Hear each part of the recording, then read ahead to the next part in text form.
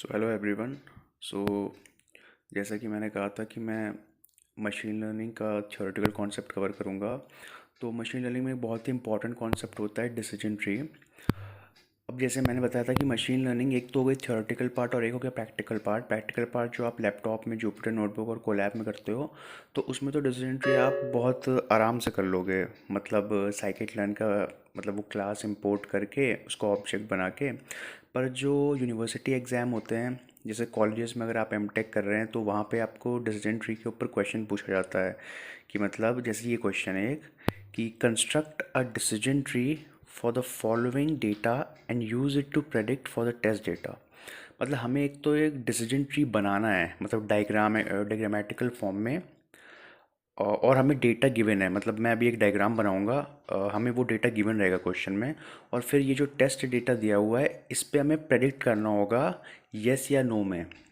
मतलब कि मतलब ये क्लासिफिकेशन प्रॉब्लम है। तो हमें प्रेडिक्ट करना होगा कि ये अगर गिवन होगा तो वो यस होगा आंसर या नो होगा। तो मैं आपको डेटा देता हूँ क्या है। हाँ, तो पूरा जो क्वेश्चन है वो ये है कि मतलब हमें डिसीजन ट्री बनाना है। तो ये हमें डेटा गिवन है। ये 5 कॉलम्स गिवन है जिसमें से ये है chills, runny nose, headache and fever.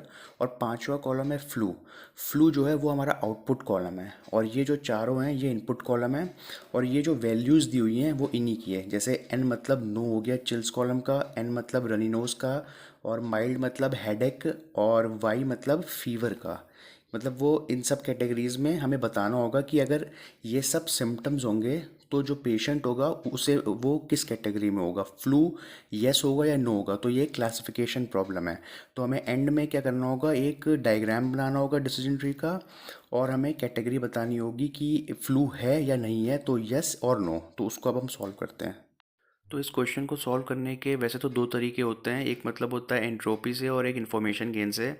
हम मतलब इन्फॉर्मेशन गेन वाला मेथड फॉलो करेंगे क्योंकि वही रिलायबल रहता है, पर थोड़ा सा लेंदी मेथड है। तो मैं स्टार्ट करता हूँ। तो सबसे पहले हमें निकालना होता है entropy of the tree before splitting. तो हम लिख लेते हैं एंट्रोपी ऑफ द ट्री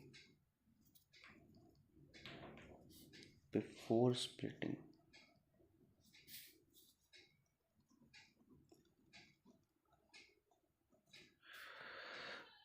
तो entropy of the tree before splitting, इसके लिए एक फॉर्मूला होता है। जो फॉर्मूला होता है minus summation of i p i into log base two p i. ये पी आई मतलब प्रोबेबिलिटी है और ये मतलब समेशन है। तो इसको जब हम करेंगे तो एम्प्लाइज दैट, माइनस तो बाहर है। हमें मतलब क्या करना है, एंट्रोपी निकालनी है स्प्लिटिंग से पहले। तो हमें इस वाले डायग्राम में देखना है कि अभी मतलब फ्लू वाले कॉलम में कितनी कैटेगरीज हैं। तो उसमें दो कैटेगरीज हैं, एक यस की है, नो की है। तो हमें यस और नो के लिए ये अप्लाई करना है। तो हमें ये गिनना है कि यस कितनी बार है। इसमें हमने देखा यस 1 2 3 4 5, 5 टाइम्स है। तो 5/8। 8 इसलिए क्योंकि टोटल नंबर ऑफ ऑब्जर्वेशन 8 हैं। तो ये हो गया 5/8। और फिर हमें इसे मल्टीप्लाई करना है लॉग बेस टू, यही पी आई, यही 5/8 से, मतलब log base two of this value. और ये जो समेशन है, समेशन का मतलब है कि जो दूसरी कैटेगरी है। अब दूसरी कैटेगरी है नो। नो आया है 1 2 3, 3 टाइम्स। तो हो गया 3/8 इंटू लॉग बेस टू,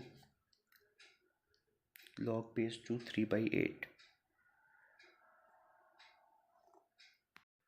वो थोड़ा सा कैमरे का एंगल बिगड़ गया था, इस वजह से थोड़ा ब्लर आ रही थी और वैल्यू पूरी नहीं आ रही थी। तो इतना समझ में तो आ गया होगा वैसे। तो ये जो वैल्यूज़ हैं अब हम ये आराम से कैलकुलेटर से कैलकुलेट कर सकते हैं। जैसे ये होगा माइनस 5/8 की वैल्यू आप कैलकुलेटर से निकाल लेना, 0.625 आती है, into log base two of 5/8। मतलब इसका मतलब है लॉग बेस टू 5/8 हमने अभी निकाला ये, यानी कि 0.625 प्लस 3/8। 3/8 की वैल्यू आती है 0.3 375 इंटू लॉग बेस 2 ऑफ 3/8, यानी लॉग बेस 2 ऑफ 3/8 की वैल्यू 0.375। मैं पहले पूरा इसको सॉल्व कर लेता हूँ, फिर बताता हूँ कि मतलब क्या किया है, कैसे किया है।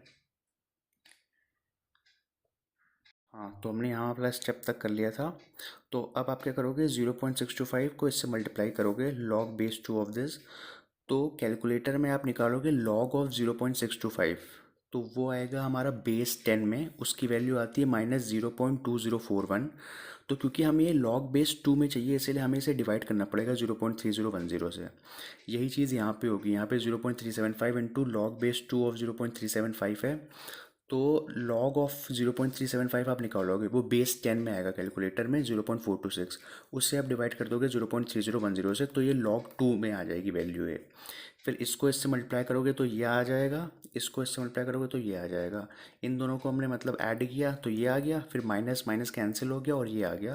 तो ये हमारी पूरी entropy of the tree before splitting हो गई। राइट, तो हमारी ये वैल्यू आ गई थी entropy of the tree before splitting. So मैं एक चीज़ बताना भूल गया, ये आइट्रेशन 1 है, तो यहाँ पे मैं लिख देता हूँ आइट्रेशन 1,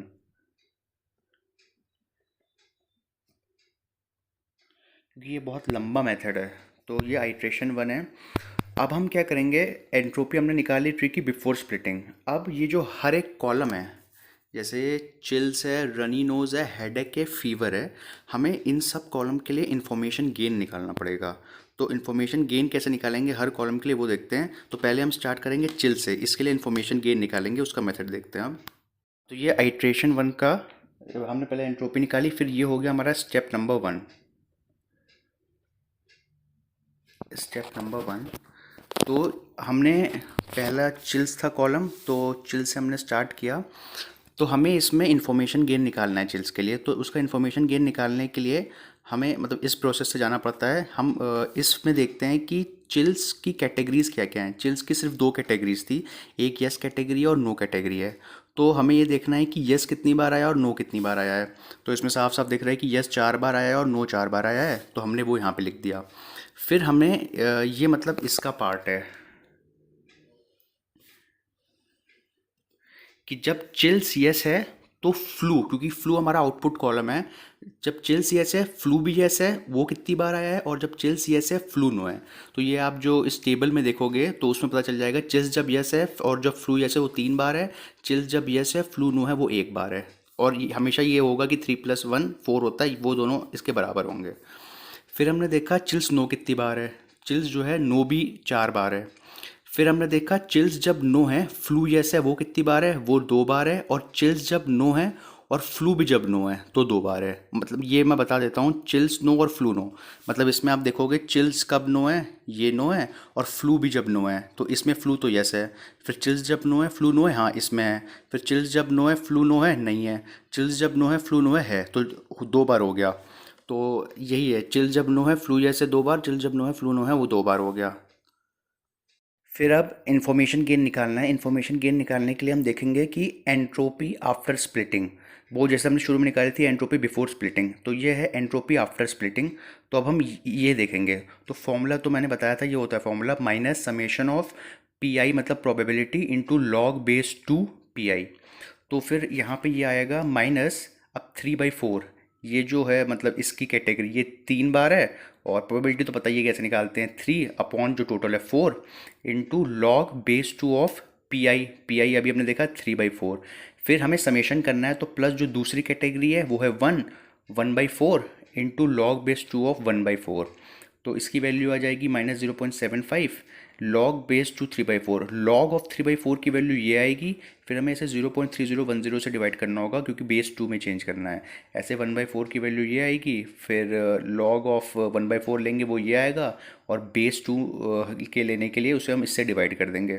तो फिर इतनी वैल्यू आ जाएगी, ये आएगा, और फिर इसको हम ऐड कर देंगे तो ये आ जाएगा, फिर माइनस माइनस रिप्लेस हो जाएगा, तो ये आ गया 0.81।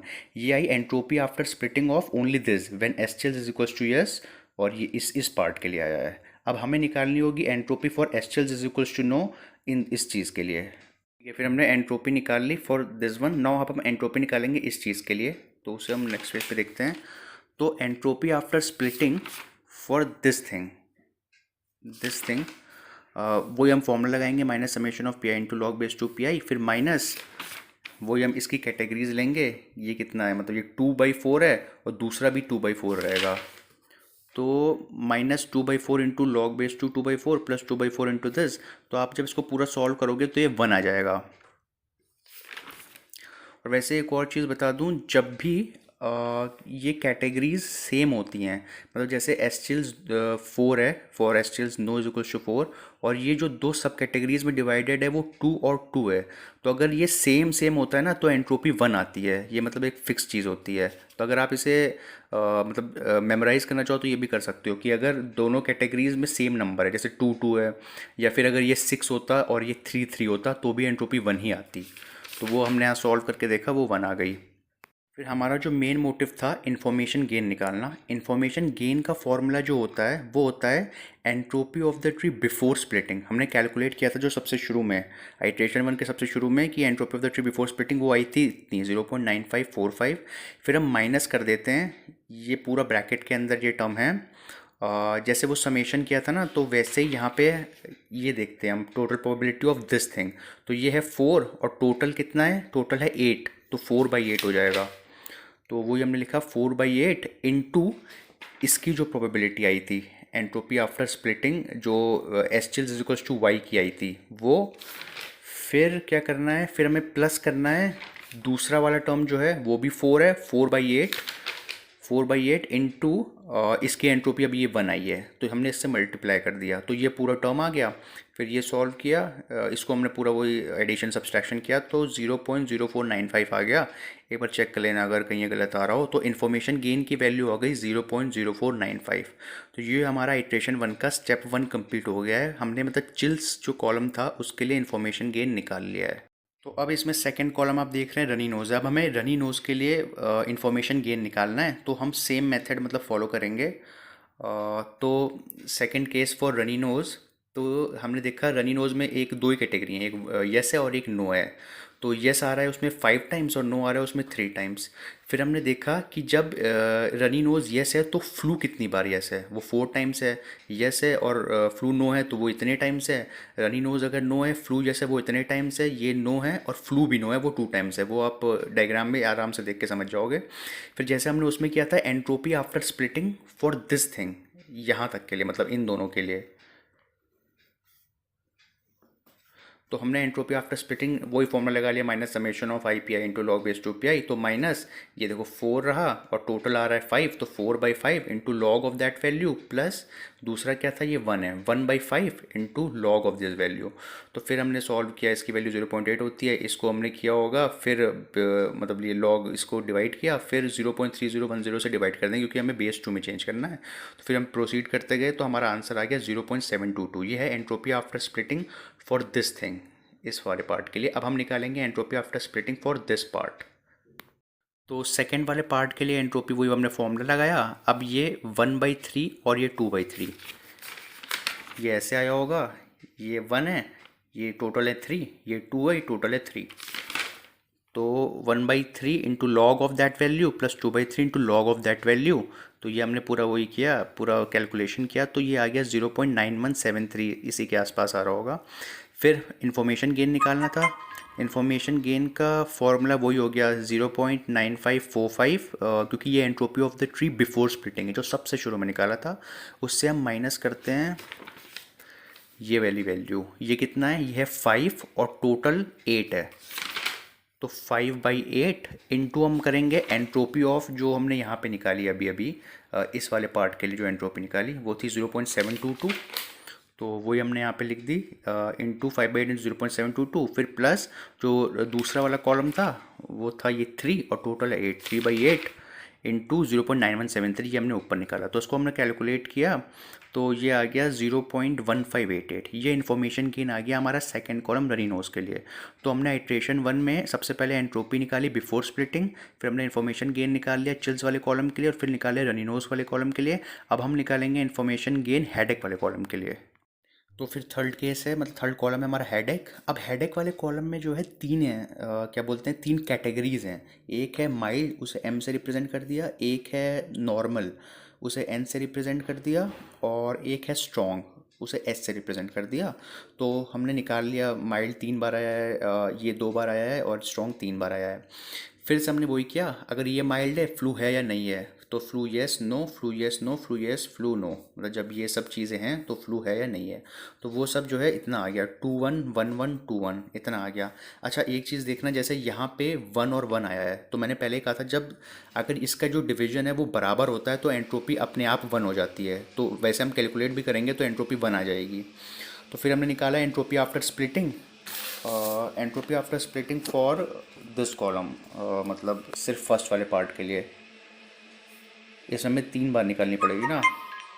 तो एंट्रोपी आफ्टर स्प्लिटिंग हमने निकाली, वही फॉर्मूला यूज़ किया, तब तक तो आपको समझ में आ गया होगा, -2/3 और ये वैल्यू होगी कितनी, 1/3। तो ऐसे हमने निकाला तो ये वैल्यू आ गई 0.9173। फिर हम एंट्रोपी आफ्टर स्प्लिटिंग इतने भाग के लिए निकालेंगे और फिर हम इतने पार्ट के लिए निकालेंगे। तो इसके लिए हमने निकाला, तो मैंने कहा था कि वो 1 आएगा क्योंकि वो सेम डिवीजन है उसमें, तो ये 1 आ गया। फिर हमने थर्ड पार्ट के लिए निकाला, तो वो तो आप समझ ही गए होंगे, ये 2/3 है और ये 1/3 है। वैसे ही हमने ऊपर भी निकाली हुई है तो लगभग इसी के इक्वल आएगी अगर हम निकालेंगे, मतलब 0.9173 के बराबर आएगी। और हमने निकाल के भी देखा क्योंकि वो तो सेम ही, तो इसकी एंट्रोपी भी 0.9173 आ गई। वो दरअसल मेरे फ़ोन में कुछ ख़राबी चल रही है, इस वजह से रुक गया था। फिर हमने इन्फॉर्मेशन गेन निकालना है, इन्फॉर्मेशन गेन का फॉर्मूला वही हो गया, entropy of the tree before splitting, जो सबसे पहला स्टेप किया था 0.9545। फिर हम उसमें से माइनस करेंगे, ये आप देखना ये 3/8, 3/8 मतलब ये 3 है और टोटल मिला के 8 है, 3/8, और इसको हमें मल्टीप्लाई करना है जो एंट्रोपी आई थी, जो एंट्रोपी आई थी इस वाले भाग की, और वो आई थी 0.9173, तो हमने 0.9173 से मल्टीप्लाई कर दिया। फिर हमने प्लस किया 2/8, 2/8 मतलब कि ये 2/8 मतलब इन सब का सम, टोटल 8 है ना, 2/8 इंटू 1, क्योंकि इसकी एंट्रोपी 1 आई थी यहाँ पे। फिर हम इसमें प्लस करेंगे 3/8, 3/8 मतलब यही वाला 3 और टोटल 8 इंटू उसकी एंट्रोपी जितनी आई थी वो तो 0.9173 अभी अभी हमने निकाली।